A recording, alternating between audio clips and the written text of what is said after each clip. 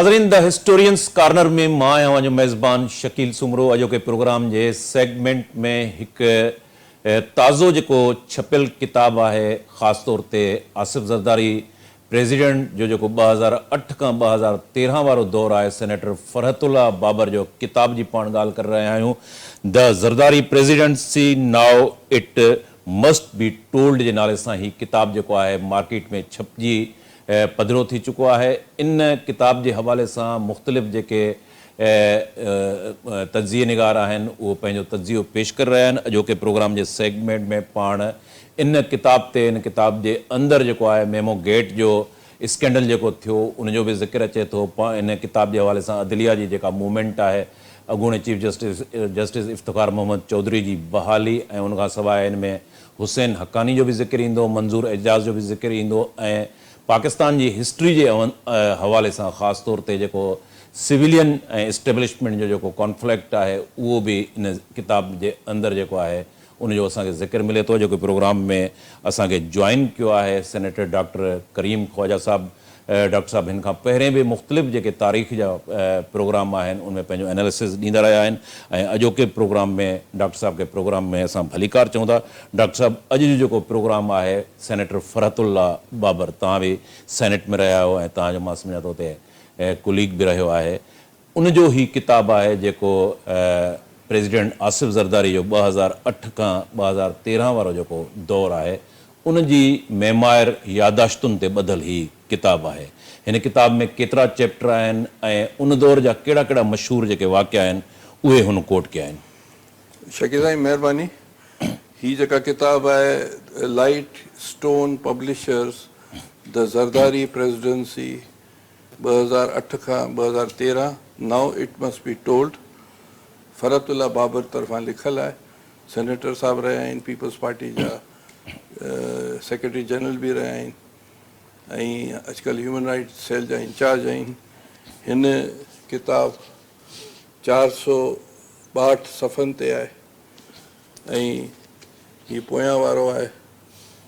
हाणे हिन में अॻियां वारे सेक्शन में जेका इम्पोर्टेंट ॻाल्हि जेका मूंखे फील थी वो सरदार अख्तर बेंगल जो हिकिड़ो कोटेशन लिखल है, history told from the corridors with in सरदार अख्तर बेंगल। ऐं पोयां जेको आहे सो ज़रदारी साहब जे बारे में लिखल है हाफ पेज ते प्रेसिडेंट आसिफ अली ज़रदारी साहब जे लाइ। ऐं हेठि अफ़सार खटक जो जेको आहे अफ़सार खटक जो कोटेशन लिखल है ऐं माना इन ॿिन्ही जी इंडोर्समेंट आहे।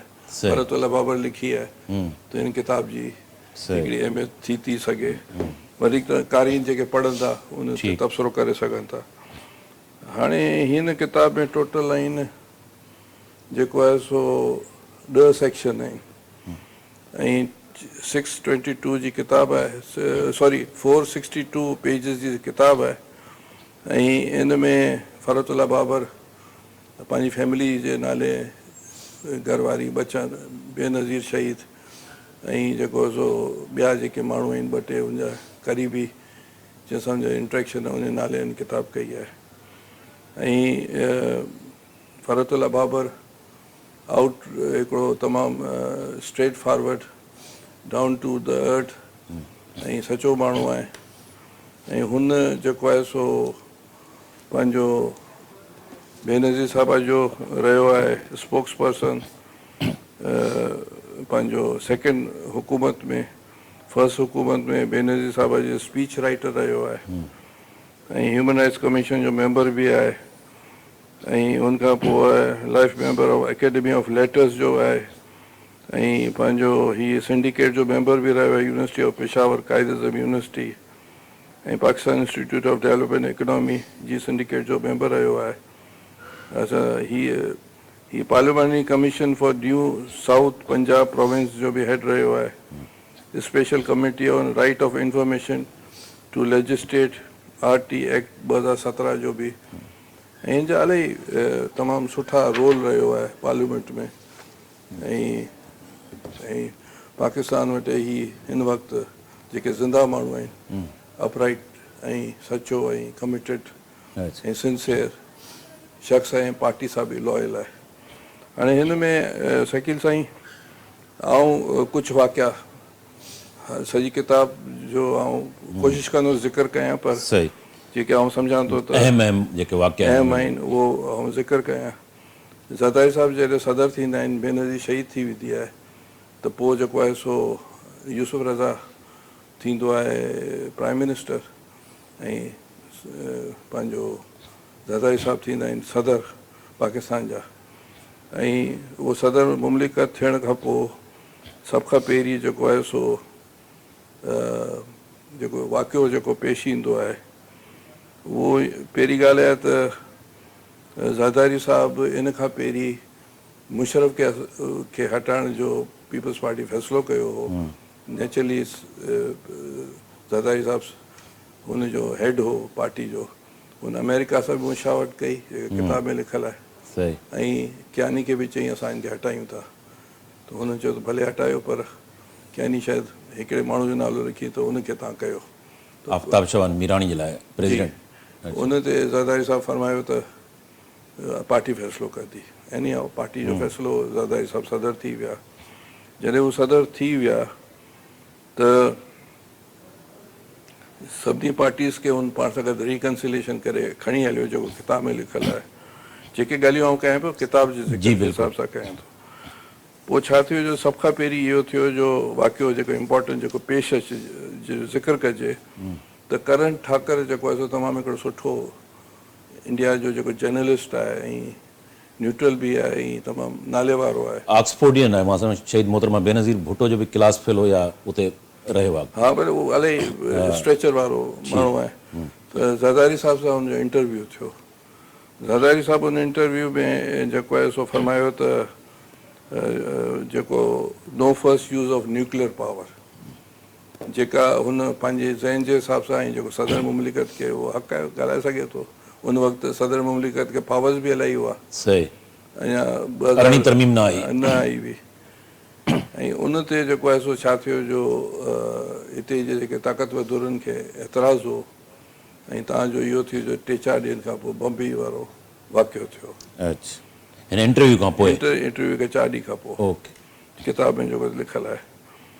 अच्छा, उन खां पोइ ज़रदारी साहिब खे जेके हिते जेको सेक्शन 1 में आहे the Zardari as a person, त हुन ते मुश्किलात आयूं, केसिस थिया, हुन जेल सठी, ऐं उन खां पोइ बेनज़ीर साहिबु शहीद थी वई, ऐं पोइ जेको आहे सो उहो सदर थियो। इहो उन खां पोइ for away in the foreign policy Zardari साहिबु जेको आहे सो ज़रूरु, मुंहिंजी पंहिंजी बि हिकिड़ी सोच हुई त सभिनी सां दोस्तियूं थियनि, सॼी दुनिया जे मुल्कनि सां पाकिस्तान खे फ़ाइदो थींदो। हीअ फर्स्ट यूज़ वारी ॻाल्हि मूं तव्हांखे बताई। ॿियो जेको ईरान गैस पाइपलाइन ऐं CPCEC चाइना पाकिस्तान कॉरिडोर वारो बि ज़रदारी साहिब खे क्रेडिट विझे थो। वेंदे वेंदे हुन सही कई। ऐं Iran Pakistan proxy war in Iran जो हिते ज़िक्र आहे, त ज़रदारी साहिब जो ख़्यालु आहे त जेके किताब चए थी त हुनजो ख़्यालु हो 2015 में, त जेको आहे सो ही असांखे सपोर्ट न करणु खपे हुन जी खोतीज़ जी। हू नॉन स्टेट अदाकार आहिनि, नॉन स्टेट अदाकार अगरि अची था वञनि त पोइ असांखे बि नुक़सानु थींदो हुनजो पॉइंट ऑफ व्यू। पर असफंदियार वली इन चीज़ से डिफर कयो, ऐं हुन चयो त पाकिस्तान पंहिंजी फ़ौज कोन मोकिलींदो हुनजे ख़िलाफ़ु। ऐं पोइ उहा ॻाल्हि पार्लियामेंट में बि आई, ऐं पोइ पार्लियामेंट ज़रदारी साहिब जी कोशिशि हुई त ईरान ऐं सऊदी अरेबिया पाण में ठही वञनि, हुन लाइ हुन कोशिशि बि कई, पर उन में एतिरो रिज़ल्ट्स कोन आया। पर अॻिते हली करे हाणे ॾिसो त सऊदी ऐं चाइना खे हुन इन्वॉल्व कयो त ही ठही वञनि, ऐं हाणे चाइना मीडिएटेड करायो सऊदीज़ ऐं ईरान जो कुझु महीना पहिरीं। त इन में अच्छा, हाणे जेका इम्पोर्टेंट जेका ॻाल्हि आउं तव्हांजे साम्हूं रखंदुसि उहा आहे त मीटिंग विथ जेको बर्मा जी जेका आंग सान सूची वारो, ठीकु आहे न, उहो जेको आहे सो तमामु सुठो आहे। ऐं तव्हांखे मूं ख़ासि चयो त इहो आवाम खे 89 हाणे आंग सान सूची सां जेका मिलण लाइ बिलावल साहिब बि आहे, ऐं हुनजी डॉटर बि आहे, ऐं ज़रदारी साहिब बि आहे, उन स्टाफ आहे फरतुल्ला वारा बि आहिनि ऐं इहे सभु हिन जी बर्मा में मुलाक़ात थिए थी ऐं ऑन सान सूची चए थी त most difficult part is the working out reconciliation. हू पंहिंजे मुल्क लाइ चए थी त जनरलनि सां डेमोक्रेसी जे लाइ रिकन्सिलेशन ॾाढी डिफिकल्ट आहे। असांजा इलाही माण्हू इन स्ट्रगल में मारिया विया आहिनि। उन खां पोइ हुन ख़ुदि चए थी ऑन सान सूची के democracy is the best revenge, त बेनज़ीर भुट्टो चयो हो इन्हनि खे चवंदी आहे। ऐं उन खां पोइ जेको आहे सो चए थी त असां वटि वरी हिकिड़ी ॻाल्हि आहे त असांजे कॉन्स्टिट्यूशन में माना बर्मा जे म्यांमार जंहिंखे चऊं था उनजे कॉन्स्टिट्यूशन में मिलिट्री खे इलाही राइट्स आहिनि ऐं 25% यूनिफॉर्म जनरल्स बि वेही सघनि था। पर असां मजबूरन जेको आहे सो रिकन्सिलेट कयो आहे ऐं हिन इहो चयो त जेके उते जा म्यांमार जा जेके जनरल आहिनि जेके जेनोसाइड ह्यूमन राइट्स जी ब्रीचिस कयूं उन ते मूं ख़ामोशी अख़्तियार कई। जेको मूंखे नोबल प्राइज़ मिलियो माण्हू चवंदा वापसि थिए, हेसि ताईं मूं जेको आहे सो रिकन्सिलेशन कयो। हाणे हीउ जेको लिखे थो पंहिंजा remarks, but the lesson from on सान experience have escaped them all appeasement and bending over backwardness in pursuit of reconciliation do not bring democracy any closer. They must made it receded with further away. He Babar comments तो करे त हुन जनरलन खे राज़ी करण जे लाइ on सान चूसी इलाही ख़ुशि करण जे लाइ रिकन्सिलेशन बि कई, हुनजी हर शर्तूं क़बूल कई, पर इन सां डेमोक्रेसी स्ट्रॉन्ग कान थी आहे, कमज़ोर थी आहे। हाणे उनजो मतिलबु तव्हां सम्झी सघो था उहो छा थो चए। हुनजो चवणु आहे त रिकन्सिलेशन सां अञा डेमोक्रेसी कमज़ोर थिए थी, हिन जो मतिलबु चवणु आहे। फरतुल्ला बाबर जा जेके रिमार्क्स आहिनि पेज नंबर 96 ते, ठीकु आहे। अच्छा, हाणे उन खां पोइ वरी हुनखे इनाम बि ॾींदा आहिनि जेका संदसि न्याणी हुनजे हणंदी आहे पंहिंजो ज़रदारी साहिब जी न्याणी। त हीअ मुलाक़ात तमामु हिकिड़ी मूं सम्झो त इहो ॿुधाइणु ज़रूरी आहे त हिन ते बेनज़ीर बि ॾाढी इम्प्रेस हुई, बेनज़ीर सां हू बि इम्प्रेस हुई ऐं पाकिस्तान जा माण्हू बि हुन सां इलाही इम्प्रेस रहिया आहिनि, ठीकु आहे न।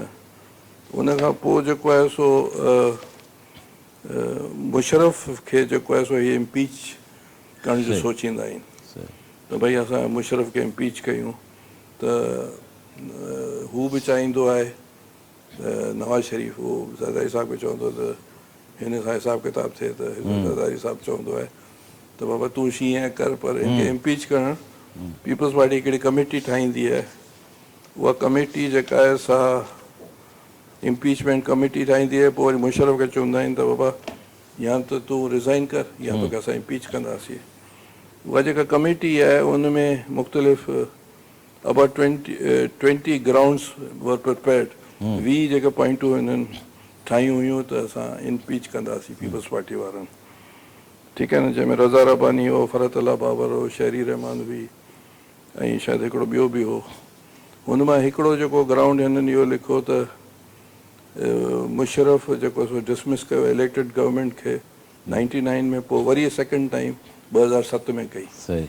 हिकिड़ो चार्ज इहो रखियूं, ॿियो चार्ज त न्यूक्लियर वेपन अंदरि प्रोलिफिकेशन जेके न्यूक्लियर वेपन जेको आहे उन जे लाइ उन्हनि एविडेंस अमेरिकन्स ॾिना जॉर्ज बुश, ऐं उन इहो चयो त हिकिड़ी एडवर्टाइज़ आई हुई ऐं मुशरफ जॾहिं अमेरिका वियो त जॉर्ज बुश चयो त मुंहिंजे CI जे ऑफिसर सां मिलो, ऐं मुशरफ लिखियो आहे on line of fire, one of my most embarrassment movement, जॾहिं CIA जे चङे मुड़ुस उनखे एविडेंस ॾिना।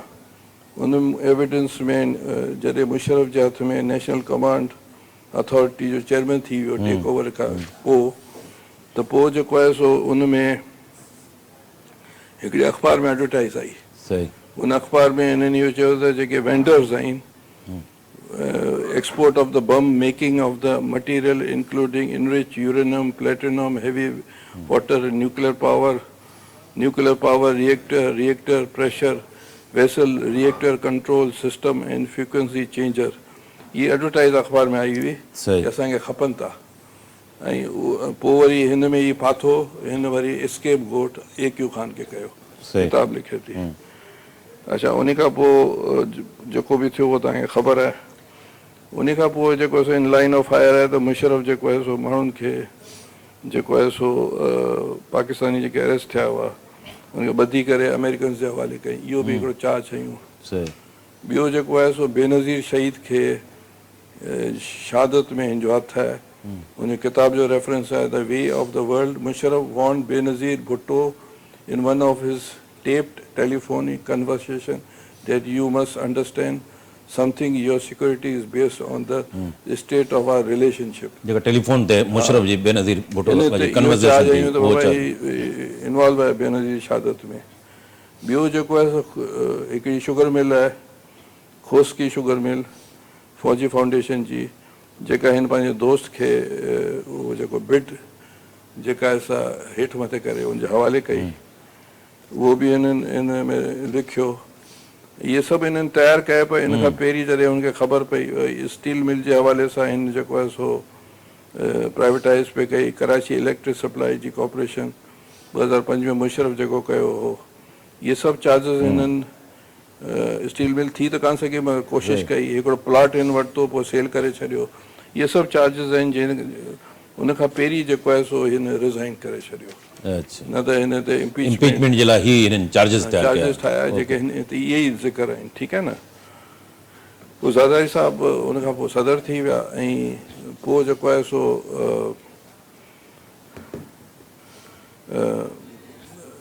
उन खां पोइ जेको सेक्शन 4 में phase 2 with the judiciary, Iftikhar Chaudhry जो मसइलो अची वियो कि बेनज़ीर शहीद चई हुई त इफ्तिखार चौधरी खे असीं बहाल कंदासीं। झंडे जी ॻाल्हि कई। हा, पर साॻिए वक़्त में बाबर साहब फरमाइनि था त पोइ बेनज़ीर चयो त असां बहाल जजिस खे कंदासीं, हिन खे न। इहो बि त ज़िक्र आहे की भई रज़ा रबानी चयो त मूं उनखे चयो त तव्हां बेनज़ीर शहीद खां पोइ छा कयो, उन ईअं चयो आहे। त हाणे उहो जेको आहे सो इफ्तिखार चौधरी जे लाइ या त हीउ थोरो डिफिकल्ट माण्हू ऐं टेक ओवर जेको थियो उनजी सपोर्ट कई हुई। ऐं ॿिया बि उन ते चार्जिस आहिनि जेके, ऐं इहो फिट कोन्हे। हिन ज़रदारी साहब खे चयो त आउं तव्हां सां गॾु हलंदुसि, मूंखे तव्हां कयो। इफ्तिखार चौधरी जेको आहे PCO ते हलफ बि खयो। हा बिल्कुलु। ऐं उहो जेका जजमेंट आई हुई न जंहिंमें इरशाद हो मुंहिंजे ख़्याल सां परवेज़ मुशरफ जे वैलिडेशन कई हुई ऐं चई हुई त परवेज़ मुशरफ खे राइट आहे त हू कॉन्स्टिट्यूशन खे चेंज करे छॾे। उन में बि हिन जो रोल आहे। ऐं ॿिया बि चार्जिस आहिनि हिन किताब में लिखियलु आहिनि। अच्छा, उन खां पोइ इहो थियो जो इन ते इलाही इशूज़ थिया। ऐं पोइ वरी क्यानी चए पियो त हीउ जेको आहे सो हीउ थी वञे, बहाल थी वञे। ज़रदारी साहब चयो ईअं कोन थींदो, डोगर रिटायर थींदो कुझु ॾींहंनि खां पोइ हुनखां बहाल कंदासीं। इलाही प्रेशर कयो वियो। 111 ब्रिगेड जेका आहे सा प्रेसिडेंसी में अची वई, प्रेशर बि कयूं। पर पोइ वरी यूसुफ रज़ा, नवाज़ शरीफ़ साहब लॉन्ग मार्च बि कयो, लॉन्ग मार्च बहाली लाइ। ऐं इहे सभु चीज़ूं हिन में ज़िक्र आहिनि जेके अख़बारात में बि अची चुका आहिनि। बहरहाल पोइ जेको आहे सो हीअ आहे ज़रदारी आहिनि असामा बिन लैडन। हिन में बाबर चए थो जॾहिं इहो रेड थियो त 1:30 बजे ताईं आउं हुउसि हुते का अहिड़ी ॻाल्हि कान हुई। उन वक़्तु इहो डिस्कस पियो थियो त MQ में जवाबु ॾेई छॾियो त असां जेको आहे सो तव्हांखे छॾियूं था त Q वारनि सां, चौधरी शुजात ऐं हिननि सां ॻाल्हि ॿोल थिए पई परवेज़ इलाही सां। जीअं आउं वियो हलियोसि, पोइ मूंखे टेलीफोन आयो त तव्हां अचो शाम जो सुबुह जो 6 बजे। मूंखे मज़र अब्बास टेलीफोन कयो 6 बजे, त जीअं आउं वञा पियो, मूंखे ख़बर कान हुई। पोइ ख़बर पई त राति जो रेड थियो। ऐं उहो रेड जेका आहे सा कंहिंखे बि ख़बर कान हुई, जंहिंमें हुनखे असामा खे हुननि मारियो एबटाबाद में। ऐं हुन खां खणी विया जी। ऐं हिकिड़ो हेलीकॉप्टर क्रैश थियो। चई त इन में हिकिड़ो चांस हो त हीअ जेका आहे सा नाअहली हुई एजेंसीज़ जी बि ऐं आर्मी चीफ जी। अगरि हुन वक़्तु हुनखे सैक करे छॾींदा या कमीशन ठाहींदा त बहितर आहे। इन्हनि जो ही कोन कयो, हुनजो चवणु आहे बाबर साहब जो। पर बहरहाल हिते त तव्हां ख़बर आहे त एॾी सवली ॻाल्हियूं कोन्हनि। बहरहाल इन खां पोइ जेको आहे सो मसइला वधिया। वॉशिंगटन पोस्ट में हिकिड़ो आर्टिकल छपियो ज़रदारी साहब जे नाले सां, हुन पाण जी कंसर्न हूंदी। ऐं उन खां पोइ जेको आहे सो हाणे ॿ टे वाक़ियात आहिनि जेके जीअं हा इहो इम्पोर्टेंट ॻाल्हि इहा आहे त हिन खां पहिरीं रेमंड डेविस जो जेको इशू थो थिए जनवरी 27 2011 में इहो जेको CIA जो हूंदो आहे या अमेरिकन एम्बेसी जो हूंदो आहे माण्हू जेके ॿ माण्हू मारिजी वेंदा आहिनि पाकिस्तानी उन ते वॾो झगड़ो थींदो आहे जेको शामत कुरैशी जेको आहे सो in the mean time Zardari साहिबु कैबिनेट चेंज पियो करे ऐं शामत पोइ छॾे वेंदो आहे हालांकि ज़रदारी साहिबु या ऐं यूसुफ रज़ा वारा चाहींदा आहिनि की वाटर जी वज़ारत ॾियूं एनी हाउ ऐं ज़रदारी साहिबु चवंदो आहे त हीउ सॼो कुझु छा पियो थिए मूंखे ख़बर आहे अच्छा उन खां पोइ इहो ओसामा बिन लैडन वारो जेको मसइलो जेको आहे इहो सॉवरेंटी मुतासिस थींदी आहे हाणे उन खां पोइ ऑल ऑफ सडन जेको मेमो गेट अची वेंदो आहे मेमो गेट में इल्ज़ाम इनडायरेक्टली इहो मेमो गेट ज़रदारी साहिबु हिन किताब में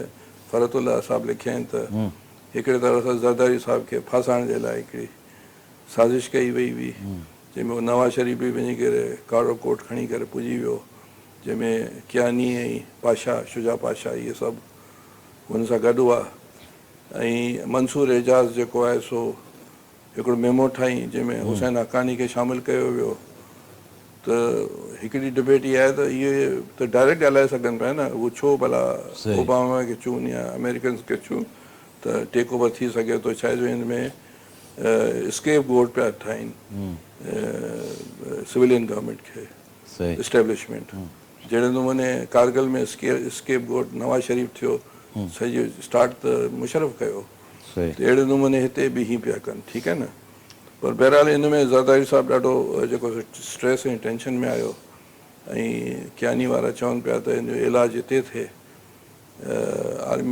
आर्मी जेको आहे हॉस्पिटल आहे उते थिए ज़रदारी साहिबु फरमाइनि पिया त न मूंखे मुंहिंजो जेको दुबई में थींदो पोइ बिलावल साहिबु बि इहो चाहींदो आहे दुबई में थिए यानी इहो सॼी स्टोरी हिते लिखियलु आहे ऐं इन सां इहो अंदाज़ो थिए थो त सिविलियन्स वटि केतिरा पावर आहिनि ऐं इस्टेब्लिशमेंट वटि केतिरा पावर आहिनि इन सॼी किताब में इहा चीज़ नज़र ईंदी उनमें छा ही कोशिशि कनि पिया त हुसैन हक़ानी जेको आहे उहो प्रेसिडेंट ज़रदारी सां ॿाहिरि न वञे हा उहो बि न वञे ऐं ॿियो त हू ज़रदारी साहिब खे शक हूंदो आहे अप्रूवल न थी वञे जीअं मसूद महमूद हो वाइदा माफ़ गवाह न थिए एनी हाउ उन में पोइ वरी जेको आहे सो बिलावल साहिबु इंटरवेन कंदा आहिनि ऐं पंहिंजो यूसुफ रज़ा कंदो आहे पोइ ज़रदारी साहिब खे हुते दुबई वठी वेंदा आहिनि हुसैन हक़ानी जी घरवारी हुन सां गॾु वेंदी आहे हुसैन हक़ानी बि वेंदो आहे न हू हिते ई प्राइम मिनिस्टर हाउस में यूसुफ रज़ा वटि रहंदो आहे सही पर एनी हाउ इहो हिकिड़ो हिन में हीउ बि ज़िक्र आहे त उहो त जेको हेलीकॉप्टर में वेठा आहिनि त लोडेड हिकिड़ो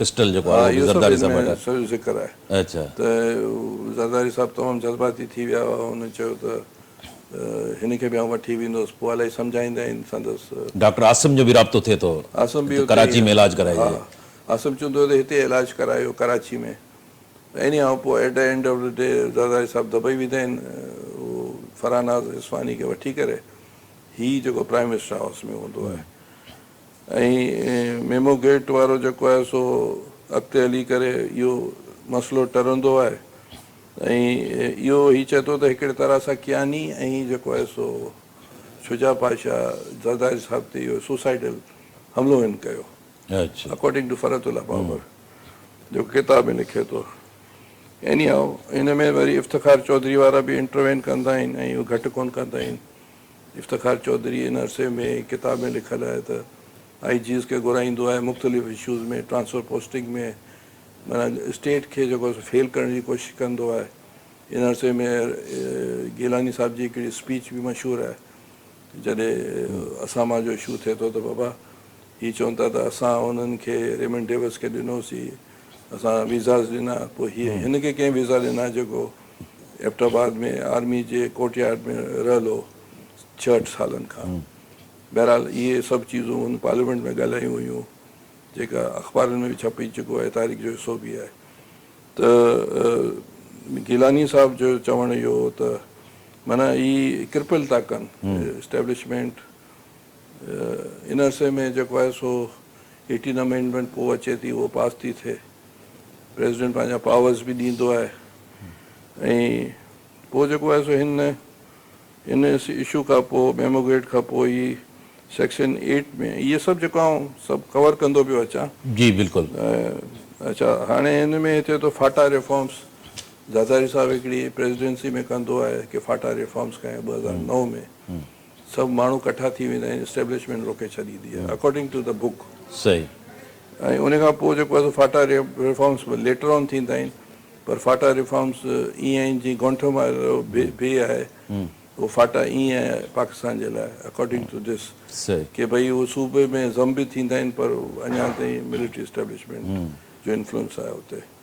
ऐं हुते ॿियो वरी बाप पार्टी की ठहंदी आहे, उन जो ज़िक्र आहे। संजराणी कीअं थींदो आहे, बिलावल चाहींदो आहे त रज़ा रबानी थिए, ऐं उन में सभिनी खे शिकस्त इन करे ईंदी आहे जो डीप स्टेट उन पासे हूंदी आहे। ऐं इन अरसे में सनाउल्ला ज़हरी जी हुकूमत ख़तमु थी वेंदी आहे। ऐं इहे सभु चीज़ूं आहिनि। ऐं उन में इहो सभु इहो लिखियलु आहे त कहिड़े नमूने ज़रदारी साहिबु हिन सॼे जेके 2008 खां 13 ताईं कहिड़े नमूने ही प्रॉब्लम्स थिया हुआ सिविलियन हुकूमत जे लाइ, पीपल्स पार्टी जे लाइ, यूसुफ रज़ा जे लाइ। ऐं उन खां पोइ उन सर्वाइव करे नवाज़ शरीफ वारा आया, उनखां उन कसम खयो। ऐं इहो जेको आहे सो इलाही डिफिकल्ट फेज़ हो जंहिंमें ही सभु इश्यूज़ जो ज़िक्र थो करे, ऐं इलाही कामयाबी बि थियूं। ऐं जीअं 18 अमेंडमेंट आई, ऐं ख़ैबर पश्तूनख्वा जो जेको डॉक्टर साहब मेमो गेट स्कैंडल थियो पोइ उहो कीअं उन मां ॿाहिरि कीअं आया, डायलॉग थियो, उन खां पोइ इहो जेको आहे अमेरिकन्स ख़ुदि चयो त इहो जेको आहे सो हिन में को वज़न कान्हे, अमेरिका जो ऑफिसर हो हेड, ऐं हिन में को साइन वाइन थियल कोन्हे। अहिड़े नमूने उहा ॻाल्हि ख़तमु थी वई। ऐं पंहिंजो हिकिड़े तरह सां इहो स्केप गोट ठाहिणो हो असामा बिन लैडन वारो एपिसोड खे, सिविलियन ते इल्ज़ाम हणणो हो, हिन जो इहो ख़्यालु आहे। ऐं नज़र बि ईअं अचे थो त उहो चीज़ूं ख़तमु थी वई। पर इहो आहे त ख़ैबर पश्तूनख्वा जो नालो हुन जेको यूनाइटेड नेशन जी स्पीच में प्रेसिडेंट ज़रदारी ख़ैबर पश्तूनख्वा जो नालो वठंदो आहे। पोइ 18 अमेंडमेंट में असफंदियार चाहींदो आहे त थिए, पोइ ही पीपल्स पार्टी सपोर्ट कंदी आहे। ऐं पीपल्स पार्टी अक्सरियत हूंदी आहे, पर पोइ बि ANP खे उहो हुकूमत ठाहिणु ॾींदा आहिनि सो दैट के जेको एक्सट्रीमिस्ट जेके एलिमेंट्स आहिनि, फंडामेंटलिस्ट आहिनि, उनजो मुक़ाबिलो नेशनलिस्ट पार्टीज़ कनि ऐं उनजी कुर्बानियूं आहिनि। सो इहो बि हिते ज़िक्र फ़रतुल्लाह करे थो। ऐं विकीलीक्स में हिकिड़े लिखियलु आहे, विकीलीक्स जॾहिं डिक्लेयर ठही हुई, उनमें प्रेसिडेंट किंग अब्दुल्ला उहो ज़रदारी साहिब जे ख़िलाफ़ु कुझु जुमिला चवंदो, पर ज़रदारी साहिबु दरगुज़र कंदो आहे, चवंदो का अहिड़ी ॻाल्हि कान्हे, हीअ बुज़ुर्ग माण्हू आहे, ओके। त इहे बि हिते इन जो बि ज़िक्र आहे। ऐं जेको आहे सो सुठी हिकिड़ी किताबु आहे जहिड़े नमूने कुदरत। हीउ जेको यूसुफ रज़ा गिलानी प्राइम मिनिस्टर जेको आहे उहो हुते डिसमिस थिए थो, उहो बि हिते ज़िक्र आहे? उहो बि ज़िक्र आहे, उनजो एतिरो घटि ज़िक्र आहे त हीअ जेका स्पीच आहे उनजो हुनखां प्लान वरितो वियो, चए थो त स्टेट विदिन स्टेट कोन हलंदी। ऐं पंहिंजो जेको यूसुफ रज़ा गिलानी स्ट्रेट फॉरवर्डली पार्लियामेंट जी बालदस्ती ॻाल्हि कंदो आहे, जेको ज़रदारी साहिब बि इहे ई ॻाल्हियूं कंदो आहे। त इन सभिनी जेको आहे सो मुश्किलात जे बावजूदि ज़रदारी साहिब जी क़यादत में ऐं पीपल्स पार्टी जेको आहे 5 साल पूरा कंदी आहे, ऐं पोइ वरी नवाज़ शरीफ जे हवाले थींदो आहे इक़्तिदार, ऐं कसम बि ज़रदारी साहिबु हुनखां खणंदा आहिनि। डॉक्टर साहब, हिन किताब में नवाज़ शरीफ बि किथे ख़्वाहिश जो इज़हार कयो त मां प्रेसिडेंट थियां? हा, उन इहो चयो त जॾहिं मरी में जेका मीटिंग थी या इस्लामाबाद में या जाती उमरा में, उते उन चयो त आउं चाहींदो त आउं सदर थियां, मुंहिंजी पार्टी चए थी त ज़रदारी साहिबु चयो त मुंहिंजी पार्टी चए थी त आउं सदर थियां, पोइ उहो ख़ामोश थी वियो। इहो बिल्कुलु ज़िक्र आहे। असफंदियार वली जो बि किथे प्रेसिडेंट जे लाइ नालो अचे थो? असफंदियार वली जे लाइ उहो क्यानी चाहींदो आहे त या ॿियो को चाहींदो आहे त ज़रदारी साहिब खे हटाए करे वरी हुनखे आणिजे, पर असफंदियार वारा स्ट्रेट फॉरवर्डली ANP जेका आहे सा पीपल्स पार्टी सां ऐं डेमोक्रेटिक फोर्स सां बीठी हुई, ऐं उन्हनि का बि जेका आहे सा हेठि मथाई कान कई। त उहो जनरल कयानी जेको आफ़ताब शाबान मीराणी जो नालो वठे थो, त माना हू न चाहिनि पिया प्रेसिडेंट आसिफ ज़रदारी प्रेसिडेंट थे। जॾहिं ज़रदारी साहब फरमाइनि त उनखे चवंदो आहे क्यानी खे भई हाणे असां इनखे हटाइण था चाहियूं मुशरफ खे, हुन चयो त असांखे को एतिराज़ु कान्हे, तंहिं भले जेको आहे सो आफ़ताब शाहबाग खे कयो। ज़रदारी साहब चवंदो त इहो फ़ैसिलो त पार्टी कंदी, अहिड़े नमूने पर उहो सम्झी वेंदा आहिनि त उहो चाहींदा आहिनि की हटायो हुनखे। डॉक्टर साहब तव्हां हिन सेक्शन जे अंदरि जेको आंग सांग सूची जा जेके वर्ड्स आहिनि उहे कोट कया, ख़ासि तौर ते रिकन्सिलेशन जे लाइ हवाले सां। हुन चयो त असां पंहिंजे मुल्क में कयो पर उनजो असांखे डेमोक्रेसी खे को फ़ाइदो थियो। त इन सॼे तजुर्बनि मां पाकिस्तान जी पॉलिटिक्स खे जेकर साम्हूं रखिजे, मोहतरमा शहीद उन बि रिकन्सिलेशन कई, आसिफ ज़रदारी बि कई, उनमें केतिरो डेमोक्रेसी केतिरो फ्लोरिश थी आहे? ॾिसो आमद साहब चयोसीं त हेसि ताईं चयो त हुननि जा जनरलनि जा जेके जेनोसाइड्स हुननि कया आहिनि रोहिंग्या मुसलमान या रोहिंग्या क़ौम जे लाइ, या जेको आहे सो असां जनरलनि खे सीट ॾिनी आहे ऐं आर्मी टेक ओवर करे सघे थी कॉन्स्टिट्यूशन में म्यांमार जे कॉन्स्टिट्यूशन, पर असां इन करे कयूं था त आर्मी असांजी आहे सुभाणे सम्झी वेंदी त डेमोक्रेसी बेटर आहे, पर रिज़ल्ट कुझु कोन निकिता आहिनि। इहो वरी हू रिमार्क्स थो ॾिए बाबर साहब। बेनज़ीर साहब जो बि आहे त democracy the best revenge. Zardari साहब एज़ अ प्रेसिडेंट उन बि पूरी कोशिशि कई त रिकन्सिलेशन थिए ऐं असां जेको आहे सो कॉम्प्रोमाइज़ करे हलूं इस्टेब्लिशमेंट सां, ऐं जेको आहे सो हिते जी जेका ताक़तवर दौर सां, त जीअं हू उन्हनि खे सम्झ में अचे त हुकूमत करणु डेमोक्रेटिक फोर्सिस ऐं पार्लियामेंट जो कमु आहे। उन ते वरी हुन सीपेक जे हवाले सां छा आहे, चाइना जे हवाले सां उहो प्रेसिडेंट आसिफ ज़रदारी? हा, इहो लेखे त वेंदे वेंदे आसिफ ज़रदारी साहब सीपेक जो जेको आहे सो इहो क्रेडिट हुनखे थो वञे, हुन कयो, नवाज़ शरीफ़ अची कंटिन्यू कई। साॻे वक़्त में उहो मास्को पियो वञे पुटिन सां मिलण जे लाइ, ऐं उते जॾहिं पुॼण वारो हूंदो त ख़बर पवंदी आहे त यूसुफ रज़ा खे हिननि हटाए छॾियो आहे। पोइ उतां पुटिन सां मुलाक़ात कान थींदी, मोटी ईंदो आहे, चवंदो आहे त हाणे त पुटिन त हिते कोन ईंदो, पर उनजो जेको ज़रदारी साहब जे बैक ऑफ माइंड में हो त रशा सां बि तालुकात थियनि। इहे बि ॻाल्हियूं हुयूं जेके हिते ज़िक्र कान्हे पर अख़बारनि में असां पढ़ियूं त उहे स्टील मिल रशा जे हवाले पिया कनि त उहो हिनखे वरी ठाहिनि, सिंधी में चओ न जेको ॼणे उहो न पाए। त बहरहाल इहे सभु चवनि था त सॼो ई जुडिशरी बि जेका पंहिंजी मनमानी कयूं हुन वक़्तु, जंहिंजे करे इलाही चीज़ूं कोन थी सघियूं। महिरबानी डॉक्टर सेनेटर करीम ख्वाजा साहब। नाज़रीन, हिते असां द ज़रदारी प्रेसिडेंसी जेको सेनेटर फ़रतुल्लाह बाबर जो किताबु आहे उनजो असां तफ़सीली जाइज़ो वरितो। उनमें मुख़्तलिफ़ जेके सेक्शन्स डॉक्टर साहब ॿुधायो, उनमें मेमोगेट स्कैंडल बि अची वञे थो, अदलिया जी बहाली जे हवाले सां जेके हक़ीक़तूं आहिनि फ़रतुल्लाह बाबर बयानु कयूं आहिनि उहो बि अची वञे थो। आंग सांग सूची जे हवाले सां जेका इम्पॉर्टेंट ॻाल्हि हुई रिकन्सिलेशन जे हवाले सां, सिविल मिलिट्री जेके तालुकात आहिनि उन हवाले सां उनजा जेके फ़रतुल्लाह बाबर जा रिमार्क्स आहिनि उहे बि हिन में कोट कया विया आहिनि। ऐं हीअ अहम किताबु आहे ऐं उन अहम किताब खे जेको आहे उन ते ज़ाहिर आहे त ईंदड़ वक़्त में बि तबसरा ऐं तज़िया थींदा रहंदा। हिते प्रोग्राम जो वक़्तु पुॼाणी खे पहुतो। डॉक्टर साहब तव्हांजी महिरबानी। नाज़रीन, ईंदड़ प्रोग्राम ताईं पंहिंजे मेज़बान शकील सुमर खे इजाज़त ॾींदा। अल्लाह भाई।